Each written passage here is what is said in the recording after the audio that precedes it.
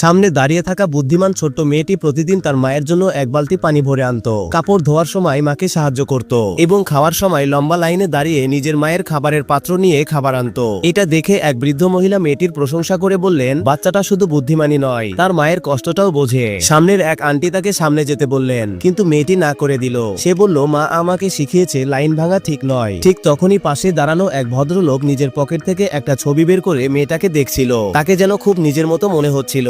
আসলে লোকটা ছিল শাও গ্রুপের মালিক। 7 বছর আগে নেশার ঘরে এক মহিলার সঙ্গে তার সম্পর্ক হয়েছিল, কিন্তু ঘুম ভাঙতেই মহিলা উধাও হয়ে যায়। তারপর পুরো 7 বছর ধরে সে তাকে খুঁজতেই থাকে।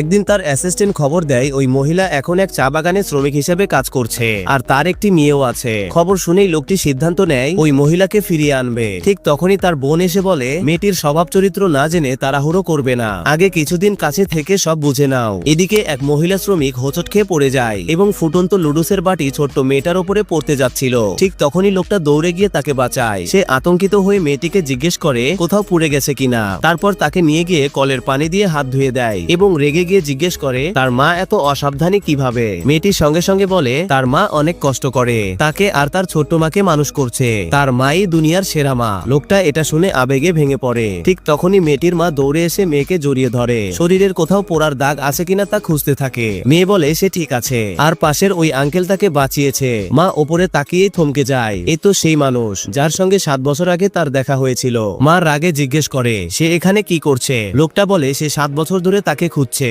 এবং সব ঠিক করে দেওয়ার প্রতিশ্রুতি দেয়। তারপর জিজ্ঞেস করে মেয়েটা কি সত্যি তার মেয়ে। মা তার বাচ্চাকে দেখে ডাক্তারের কথা মনে করে। তার মেয়ের অসুখ ঔষধে ভালো হবে না, খুব দ্রুত বোন ম্যারো ট্রান্সপ্ল্যান্ট করতে হবে, যার খরচ কমপক্ষে 1 কোটি টাকা। মা নিজের মৃত্যুকে নয়, মেয়ের ভবিষ্যৎকে নিয়েই সবচেয়ে বেশি ভয় পাচ্ছিল।